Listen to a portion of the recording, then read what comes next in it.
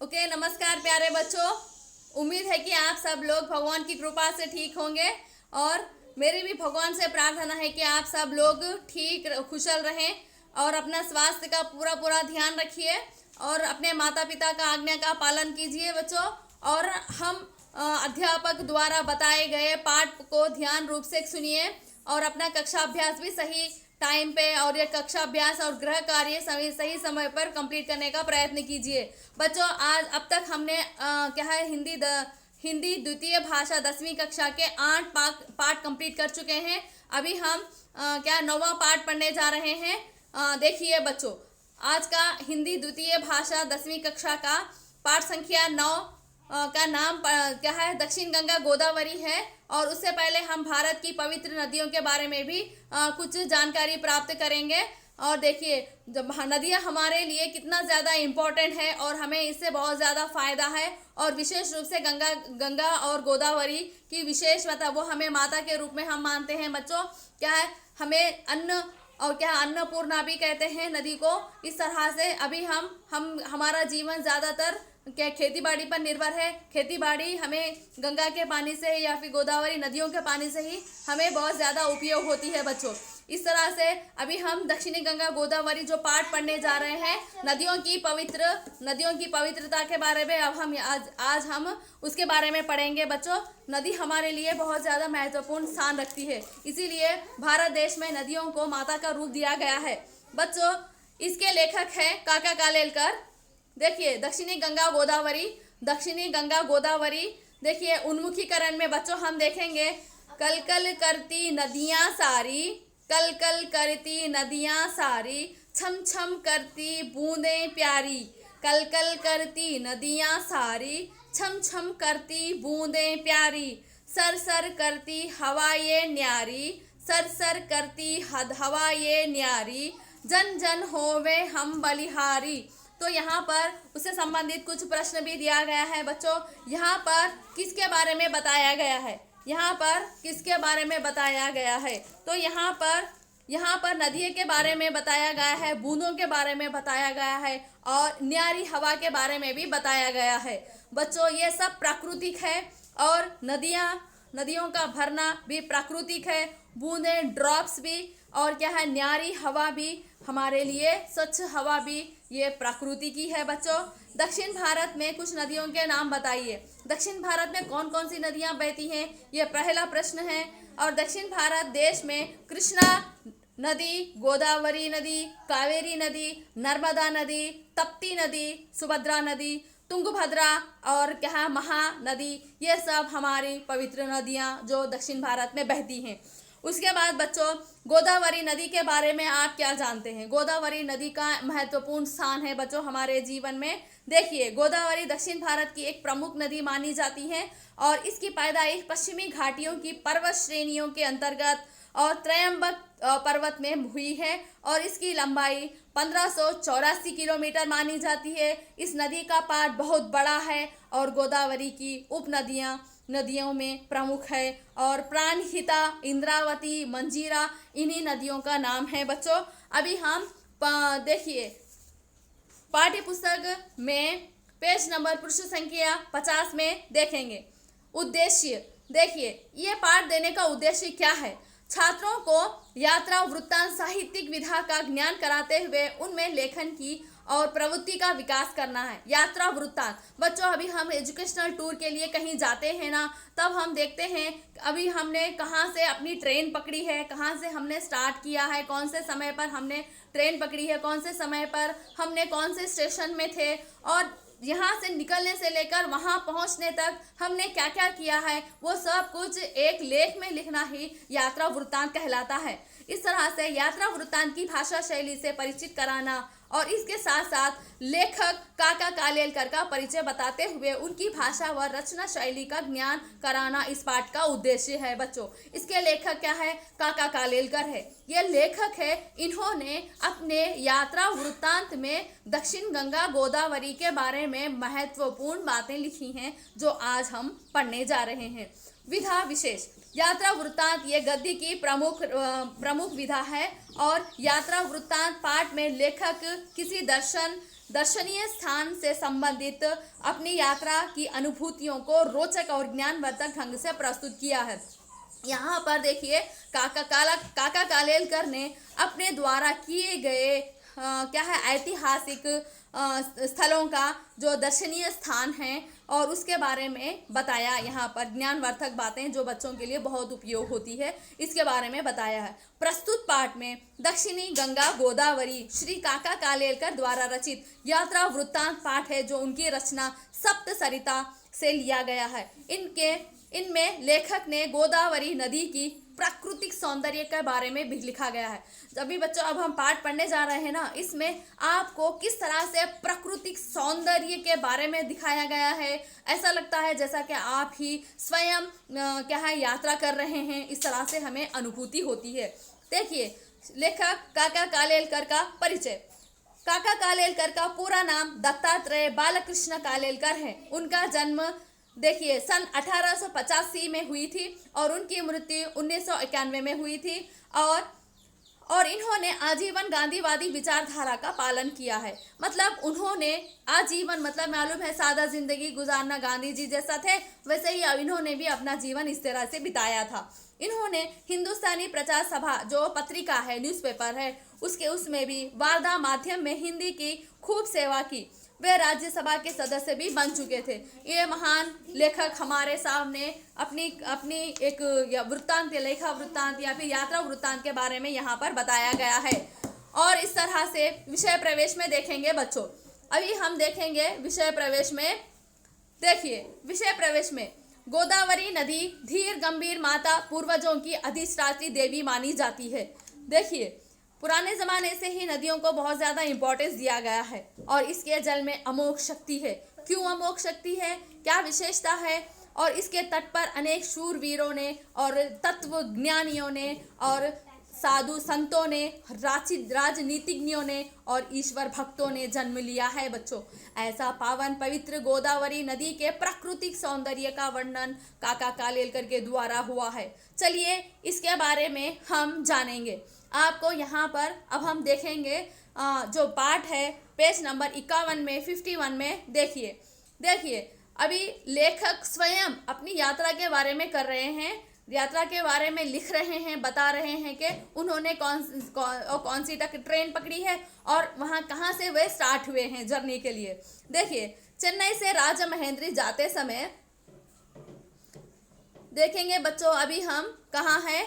देखिए चेन्नई से राजमहेंद्री जाते समय बिजवाड़ा के आगे सूर्योदय हुआ है। जब वे कहाँ पर चेन्नई से निकलने लगे राजमहेंद्री के पास, वहाँ पर सूर्योदय हुआ है, सुबह हुई है और बरसात के दिन थे। अभी जो रेनी हो रहा है ना, बारिश हो रही है ना, वैसे ही उस समय भी बहुत ज़्यादा बारिश हो रही थी और इसलिए पूछना ही क्या, यहाँ जहाँ तहाँ विविध छटा वाली हरियाली फैली हुई थी।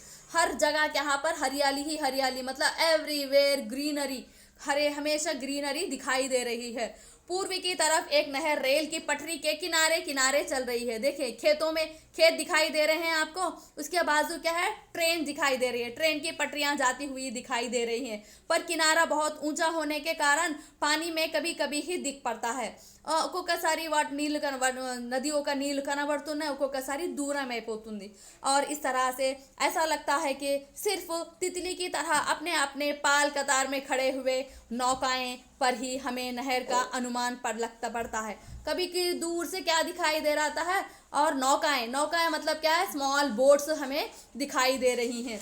और इस तरह से बीच बीच में छोटे छोटे तालाब भी मिलते हैं। इसमें रंग बिरंगी बादलों का आसमान नहाने को उतरता है, इस तरह से लगता है।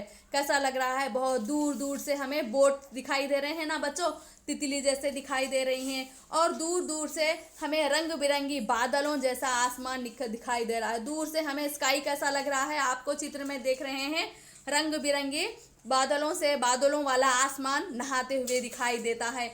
और इसमें पानी की गहराई और भी अता हो जाती है, बहुत डीप दिख रहा है पानी। इस तरह कहीं कहीं चंचल बादलों, चंचल कमलों के बीच में खामोश खड़े हुए बगुले को देखकर सवेरे की ठंडी ठंडी हवा का अभिनंदन करने को मन मचल पड़ता है।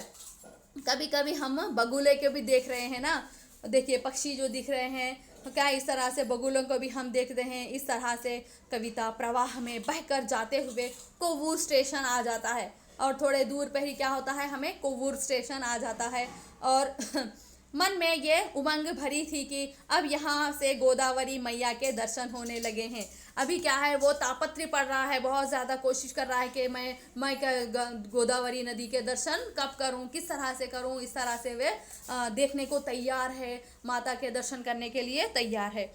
और पुल पर से गुजरते हैं, जब ब्रिज आती है ना, बहुत बड़ा पुल दिखाई देता है ब्रिज पर, जैसे हम देखते हैं तो पुल देख रहे हैं बच्चों। पुल पर से गुजरते समय दाएं या बाएं देखते हैं, दाएं मतलब क्या, राइट साइड और लेफ्ट साइड में बीच में ब्रिज है। और देखिए उसी तरह उदेड़बुन में है और पुल भी दिखाई देता है। और भागमती गोदावरी अत्यंत विशाल पाट, मतलब चाला पेद्ददी वेडल्पु पार दिखाई देता है। मैंने गंगा, देखिए इन्होंने कई नदियों का भी दर्शन किए थे बच्चों। देखिए कौन कौन सी नदी का इन्होंने दर्शन किए थे, देखेंगे गंगा, सिंधु, सोनभद्र, ऐरावती, ऐसे महानदियों के विशाल प्रवाह भरकर देखे हैं। बिजवाड़े में क्या है, कृष्णा माता के दर्शन पर गर्व करता रहूँगा। लेकिन राजमहेंद्री में आगे गोदावरी की शान और शौकत निराली है। यहाँ पर कई नदियों के, पवित्र नदियों के दर्शन ऑलरेडी लेखक ने कर चुके हैं। देखिए इस जगह पर मैंने जितने भी भव्य काव्य या प्रकृति के ठाट बाट का अनुभव किया है, वे उतना शायद किसी कहीं और जगह नहीं किया है। पश्चिम की तरफ से नज़र आने वाली फैली हुई दूर दूर पर पहाड़ियों के श्रेणियाँ मतलब क्या है, पेद्दा पेद्दा गुट्टलू हिल्स दिखाई देती हैं। आसमान में बादल घिरे हुए, सूरज की धूप में कहीं क्या है, कहीं धूप नामो निशान नहीं दिख रहा है, बहुत दूर तक क्या है, सूरज नहीं दिख रहा है। और इस तरह से बादलों का रंग सांवला होने के कारण गोदावरी की धूल और धूसरिता मटमैले जल की झाई पर गहरी होती जा रही है। ऊपर की ओर से नीचे तक झाई के कारण इस सारे दृश्य पर वैदिक प्रभाव की शीतल और स्निग्ध सुंदरता छाई हुई है। और पहाड़ी पर कुछ उतरे हुए धौले धौले बादल तो बिल्कुल ऋषि मुनियों जैसे लगते हैं, और ऋषि मुनियों जैसे तपस्या करते हैं ना बच्चों, ऐसा लग रहा है। और इस तरह से इस सारे दृश्य का वर्णन कैसे किया जा सकता है, ये इतना सारा पानी कहाँ से आता है और कहाँ चला जाता है, इस तरह से उन्हें मान लगता है कि ये इतना सारा भगवान ने पानी कैसे भेजा है। इस तरह से विपत्तियों में भी विजय सहित पार हुआ राष्ट्र जिस वैभव की नई नई छटाएं दिखाता है और चारों तरफ से और समृद्धि फैलाता है, उसी तरह से गोदावरी का अखंड प्रवाह पहाड़ों में से निकलता और अपने गौरव के साथ लिए आता हुआ दिखाई देता है। छोटे छोटे जहाज तो वो कैसे लगते हैं, छोटे छोटे जहाज तो माता के बच्चे जैसे लगते हैं। और इस तरह से छोटे छोटे जहाज तो क्या है, नदी के बच्चे जैसे लगते हैं। जैसे माता के स्वभाव से परिचित होने के कारण इसी गोद में क्या है, मन माना नाचे खेले उछले और कूदे, तो उन्हें इससे रोकने वाला कौन है। इसी तरह लेकिन बच्चों की उपमा तो इन नावों की अपेक्षा प्रवाह से जहाँ तहाँ और पड़ते और भंवरों को देखने के चाहिए। कुछ देर ही देख पड़े और थोड़ी देर में भयानक तूफान का स्वांग रचा और एक ही पल में खिलखिलाता हुआ हंस पड़ता है। इस तरह से बच्चों अब हम देखते हैं यहाँ पर कई और इस तरह से नदी के किनारे यानी मनुष्य की कृतज्ञता का अखंड उत्सव, किनारे पर सफ़ेद महल और इस तरह से ऊंच नीच ऊंचे ऊंचे शिखरों जैसी अखंड उपासना, परंतु इतने ही से ही काव्य पूर्ण नहीं होता बच्चों। इसीलिए भक्त लोग नदी के नहरों पर से गोदावरी या फिर मंदिरों के कई ठंड नाद और घंटा नाद की लहरों से इस पार से उस पार तक पहुंचते रहते हैं। संस्कृति के उपासक और देखिए भारतवासी इस जगह पर गंगा जल के आधे कलश को गोदावरी में उंडेल कर फिर गोदावरी के जल को कलश में भरकर ले जाते हैं। इस तरह से माता गोदावरी राम लक्ष्मण और सीता से लेकर बूढ़े जटायु तक भी, और तूने बूढ़े जटायु तक भी देखिए तूने इस स्तनपान कराया है। मतलब क्या है, गोदावरी के नदी के तट पर कई महापुरुषों ने जन्म लिया है। देखिए राम लक्ष्मण भी कुछ देर तक वहाँ पर ठहरे थे और बूढ़े जटायु भी वहाँ पर उन्होंने इसी का जल पिया है, इसी का स्तनपान किया है। तेरे तट पर शूरवीर भी पैदा हुए हैं और क्या है, बड़े बड़े बड़े बड़े तत्वज्ञानी भी, साधु संत भी जन्म हैं, और धुरंधर जातिज्ञों राजनीतिज्ञों भी ईश्वर भक्त हैं, और चारों वर्णों की तू माता है, मेरे पूर्वज की तू अधिष्ठात्री देवी मानी जाती है। इस तरह से और नई नई आशाओं को लेकर इस तरह से लेकर तेरे दर्शन के लिए आया हूँ, इस तरह से लेखक कहता है। और तेरे जल में अमोघ शक्ति है, और तेरे पानी की एक बूंद का सेवन भी व्यर्थ नहीं होता। इस तरह से यहाँ पर कवि ने इसमें पाठ में बताया है बच्चों। इस तरह से अभी जो हम पाठ पढ़ चुके हैं, लेकिन अभी हम देखेंगे, देखिए ये पाठ इस तरह से समाप्त हो चुका है बच्चों। इसमें अभी हम देखेंगे, देखिए अर्धग्राह्य प्रतिक्रिया। बच्चों आपको अब अपना काम करना है कि अभी तो पाठ का हो गया है बच्चों, आप अपनी कक्षा में क्लास वर्क में या फिर अभ्यास कार्य में क्लास वर्क में अभी हम आपको कुछ 5 प्रश्न दे रहे हैं बच्चों। वो 5 प्रश्नों को आप अपनी क्लास वर्क में लिखना है, और फिर से वो उसी का क्या है नेवर स्किप में पोस्ट करना है। 5 प्रश्नों को हम दे रहे हैं, अपने क्लास वर्क में कंप्लीट कीजिए बच्चों। 5 प्रश्न ये हैं, देखिए अर्धग्राह्य प्रतिक्रिया में फर्स्ट क्वेश्चन है, लेखक को गोदावरी का जल कैसा लगा होगा। लेखक को गोदावरी का जल कैसा लगा होगा, और ये प्रश्नों का उत्तर देना है बच्चों। लेखक की जगह तुम होते तो गोदावरी नदी का वर्णन कैसे करते। अगर लेखक के स्थान पर आप गए, कहीं गोदावरी दर्शन के लिए गए हैं, तो आप क्या लिखेंगे, किस तरह से लिखेंगे, उसके बारे में लिखना है। किसी यात्रा का वर्णन करते हुए अपने अनुभव प्रस्तुत करना है बच्चों। आप कहीं ना कहीं टूर पर गए होंगे ना, वो टूर पर आपने जाकर कहाँ कहाँ पर, कौन से स्थान पर आपने रुका है, कहाँ पर कितने समय में आपने अपनी जर्नी स्टार्ट की है, वहाँ पर क्या क्या किया है, किस समय लौटा है, कहाँ क्या क्या दर्शन किए हैं, वो सभी अपने क्या है अपने क्लास वर्क में लिखना है। चेन्नई से राजमहेंद्री जाते समय लेखक की भावनाएं कैसी थी। लेखक क्या सोच रहा था जब वो माता गोदावरी के दर्शन के लिए जा रहा है ना, किस तरह की अपने मन में आशाएं रखकर जा रहा था, वो सब कुछ अपने लिखना है। अपने द्वारा की गई किसी यात्रा का वर्णन करते हुए मित्र को पत्र लिखना है। आपने कहाँ पर गए हैं, कौन से स्थान पर गए हैं, उसके बारे में अपने मित्र को एक पत्र लिखकर बताना है बच्चों। इस यात्रा वृत्तांत में लेखक को कौन सा अनुभव सबसे अच्छा लगा और क्यों।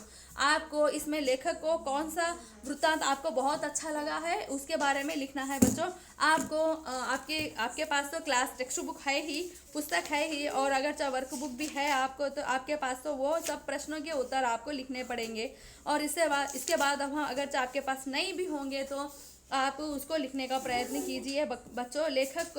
लेखक को गोदावरी का जल कैसा लगा होगा। देखिए बच्चों, लेखक को गोदावरी का जल कैसा लगा होगा। लेखक को गोदावरी का जल प्रभावशाली और अति पवित्र लगा होगा, इसीलिए वे कहते हैं कि माता गोदावरी। राम लक्ष्मण और सीता से लेकर बूढ़े जटायु सब ने तूने ही स्तनपान कराया है। तेरे तट पर शूरवीर पैदा हुए हैं, वे बड़े बड़े तत्वज्ञानी हैं, साधु संत भी हैं, और चारों वर्णों की तू माता है, और नई नई आशाओं को लेकर मैंने तेरे दर्शन के लिए आए हैं। तेरे जल में अमोघ शक्ति है, और तेरे पानी में एक बूंद भी सेवन मेरा व्यर्थ नहीं जाता बच्चों। इस तरह से वे लेखक कहते हैं। और लेखक की जगह अगर तुम होते तो गोदावरी नदी का वर्णन कैसा करते। लेखक की जगह अगर मैं होता तो सभी नदियाँ, देखिए गोदावरी दक्षिण भारत की सभी नदियों में से बड़ी नदी है, इसीलिए दक्षिण गंगा कहते हैं। और इस तरह से ये नदी पश्चिम घाटियों से त्रयंबक से जन्म लेकर आदिलाबाद, निजामाबाद, करीमनगर, वरंगल, खम्मम उभय गोदावरी से लेकर जिला बहन से बहती हुई राजमहेंद्री के नीचे तीनों शाखाओं से अलग होकर बंगाल की खाड़ी में मिल जाती हैं। इस तरह से किसी यात्रा का वर्णन करते हुए आपने अनुभव बताना है। सो बच्चों, आप अपना ये खुद अपना लिख सकते हो किसी यात्रा का वर्णन करते हुए। देखिए आप अगर से कौन सी भी यात्रा आपने की है उसके बारे में लिख सकते हो, लेकिन यहाँ मैं आपको दे रही हूँ कन्याकुमारी की यात्रा बहुत ही आनंददायक रही है। वहाँ का प्राकृतिक सौंदर्य बहुत ही सुंदर है। कन्याकुमारी का तमिलनाडु है, कन्याकुमारी भारत की दक्षिण छोर से यहाँ से तीन क्या है समुद्रों का संगम माना जाता है। इस तरह से हमने आपको अपनी यात्रा के बारे में बताया है। इस तरह से चेन्नई से राजमहेंद्री जाते समय देखिए इस किस तरह से वर्णन, चेन्नई से राजमहेंद्री जाते समय लेखक के अनुभव किस तरह से हैं उसके बारे में लिखा है। और कौन सा भी एक आपने यात्रा की है उसके बारे में लिखते हुए अपने मित्र को एक पत्र लिखना है बच्चों। और इस तरह से आपके अनुभव बताते हुए इस यात्रा में लेखक का अनुभव, कौन सा अनुभव आप बताते हैं, इस तरह से भी लिखना है बच्चों। जितना भी हम क्वेश्चन आंसर्स आपको दिए हैं 5 प्रश्नों के क्लास वर्क में लिखना है और सबमिट करना है बच्चों। इस तरह से हम अपना पाठ खत्म करते हैं। धन्यवाद।